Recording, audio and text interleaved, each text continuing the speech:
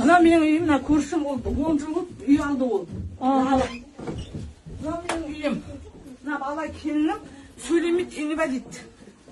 Сосын 6 семья. А это чьи медали? Мен балам спортсмен.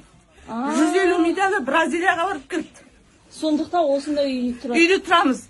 Сосын мына жақта мен бағала не бар? Казата. Нет, у нас в городе, смотри, ребятам, которые вот столько медалей имеют, или какие-то соревнования, Миллиарды дают. миллионы, миллиарды дают. 150 медаль мынау.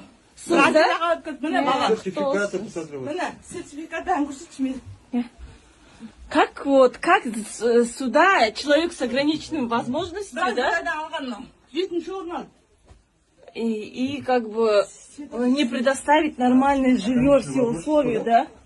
Вот смотрите, они могут стоять. Парень с ограниченной возможностью. Знаете, сколько у него сертификатов, сколько медалей. Поднимает, как говорится, статус города Атырауского.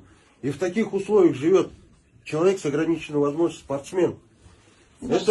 Это так нельзя. Вы куда смотрите, Аким? 6 семья тұрамыз. Үшеуі қалада үй жалдап тұрып жатыр. Мен балдармен жоқ. Я.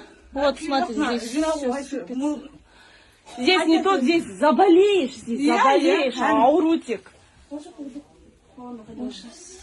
Вот вся наша нефтяная столица, все наши заслуги, да, человек старается, а живут вот... А сендер айттыңдар ма төбеден суаға не алдайды әкім сол? От жеріппен. Мен үйімнен арқанат шығады. Неше, бір жылда 3 рет шығады. Түнде жүреді, шошып оянамыз. Мен келіннен қорқан, келіннің аяғы ауыр. Здесь еще человек с ограниченной возможностью, он ходит на улицу ночью. Представляешь?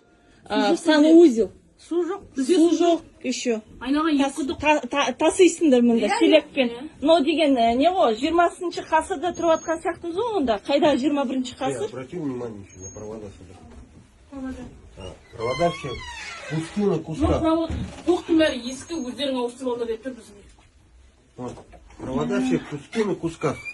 А вот если пожар будет. Иә.